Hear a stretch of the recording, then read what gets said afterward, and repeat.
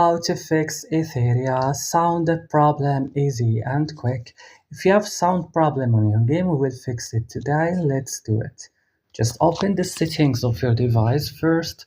Click on apps option right now and search for Etheria and click.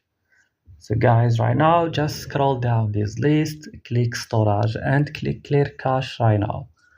Back after that, click on force stop and click OK.